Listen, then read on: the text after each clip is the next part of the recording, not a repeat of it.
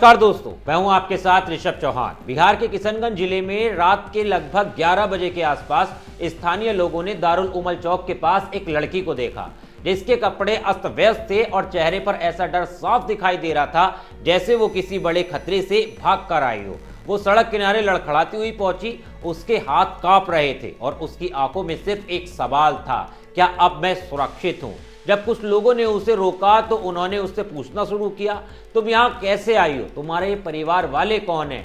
लड़की जवाब देने की कोशिश कर ही रही थी लेकिन उसके शब्द अटक रहे थे। तभी गश्त पर निकली पुलिस की पेट्रोलिंग गाड़ी वहां पहुंची।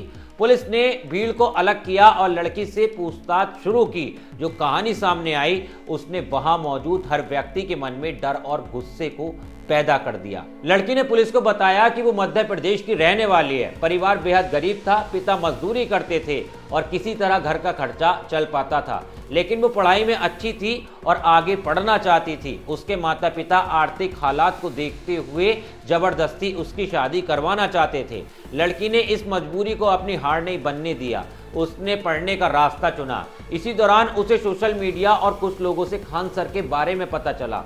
पटना वाले खान सर, उसने पता चला कि वो गरीब और ज़रूरतमंद बच्चों की मदद करते हैं। उसके मन में उम्मीद जागी, उसने घर छोड़ दिया और अकेली पटना पहुंच गई। वहां उसने खान सर से मुलाकात की और अपनी स्थिति बताई। खबरों के मुताबिक खान सर ने उससे कहा कि वो पढ़ाई में मदद करेंगे लेकिन रहने और खाने की व्यवस्था उसे खुद करनी होगी। लड़की ने इसे मौका समझकर स्वीकार कर लिया। पटना में रहते हुए उसने किसी तरह एक मॉल में नौकरी ले ली। उसे लगा कि सब ठीक हो जाएगा। मॉल के अंदर नौकरी कर रही थी और उसका भविष्य जो है उसे अब सुरक्षित देख रहा था। लेकिन इसी दौरान उसकी मुलाकात दो महिलाओं से हुई। वो खुद को बिशनपुर किशनगंज की रहने वाली बताती थी। उन्होंने उससे कहा कि वो कपड़ों की पैकिंग का काम करती हैं जहां कम समय में अच्छे पैसे मिलते हैं। लड़की के मन में उम्मीद पैदा हुई कि ज़्यादा आय से वो पढ़ाई अच्छे से कर पाएगी, अच्छे से रह पाएगी और थोड़ा खर्चा अपने परिवार वालों को भी दे दिया करेगी। उसने उन दोनों से कहा कि वो भी उसी काम में शामिल होना चाहती है। दोनों ने उसे सहमति दी और उसे अपने साथ किशनगंज ले आई। लड़की सोच रही थी कि यह उसकी ज़िंदगी का बेहतर मोड़ है, लेकिन असली कहानी यहीं से और ख़तरनाक हो जाती है।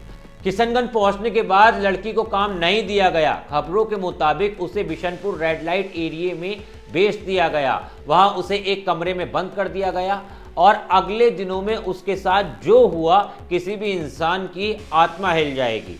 लड़की ने बताया कि पूरे 1 महीने तक उसे वहीं रखा गया। उसके साथ रोज मारपीट होती थी, उसे खाना ठीक से नहीं दिया जाता था, उसे बार बार गलत काम करने के लिए मजबूर किया जाता था। वो हर दिन रोती थी, चीखती थी, लेकिन कोई उसकी आवाज़ नहीं सुनता था। हर दिन उसके लिए एक नए डर की शुरुआत होती थी। घटना से 2 दिन पहले उसके साथ बुरी तरह मारपीट हुई थी। उसे चोट लगी, उसकी हालात कमज़ोर हो चुकी थी, लेकिन इसी दौरान मौका मिला, किसी तरह वो कमरे से भाग निकली। बिना दिशा के, बिना सोच के, बस जान बचाने के लिए दौड़ पड़ी। भागते भागते वो पास के खेतों में पहुंच गई। वहां धान की फसल के बीच वे लगभग 2 घंटे तक चुपचाप छिपी रही। रात का अंधेरा, खेत के नीचे कीचड़ और चारों तरफ सन्नाटा, और उसी बीच वो धीरे धीरे सांसें ले रही थी कि कहीं कोई उसे देख ना ले। उसके कपड़ों पर मट्टी थी, शरीर में दर्द, लेकिन वो सिर्फ एक बात सोच रही थी कि बचना है। जब उसे लगा कि खतरा टल गया है, वो खेत से निकलकर सड़क की ओर बढ़ी। धीरे धीरे चलती हुई वो दारुल उमल चौक पहुंची। वहीं उसे कुछ स्थानीय लोगों ने देखा। उसी दौरान पुलिस भी मौके पर पहुंच गई थी। पुलिस लड़की को सुरक्षित स्थान पर ले गई, उसके बयान दर्ज किए गए, उसके परिजनों से संपर्क किया गया। मामले की जांच शुरू हुई है, लेकिन ये कहानी सिर्फ एक लड़की की नहीं है। न जाने कितनी लड़कियां इस तरह की दलदल में आज के समय में फंसती जा रही हैं। इसी तरह एक और मामला हाल ही में सामने आया था।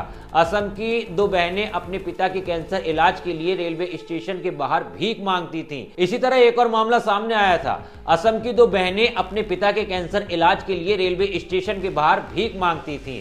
वो मजबूरी में ऐसा काम कर रही थीं।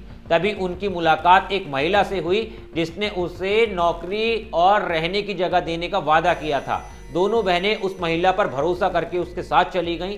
उन दोनों को भी किशनगंज लाया गया, लेकिन वहां उन्हें भी खगड़ा क्षेत्र के रेड लाइट एरिया में एक मुन्नी नाम की महिला को बेच दिया गया।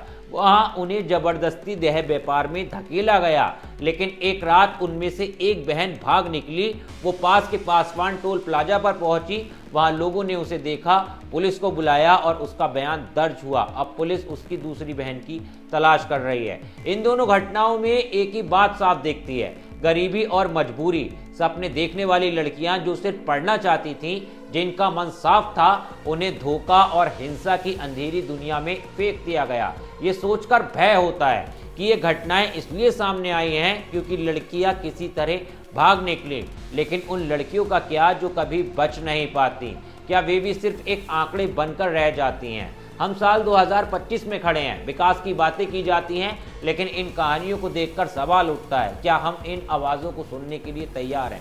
खैर दोस्तों, आपकी क्या राय है इस पूरे केस के ऊपर? एक बार कमेंट में ज़रूर बताना। किस राज्य से, किस शहर से आप ये पूरी कहानी सुन रहे थे, ये बताना भी मत भूलना। होगा तो अगली वीडियो में मैं आपका नाम ज़रूर बताऊंगा।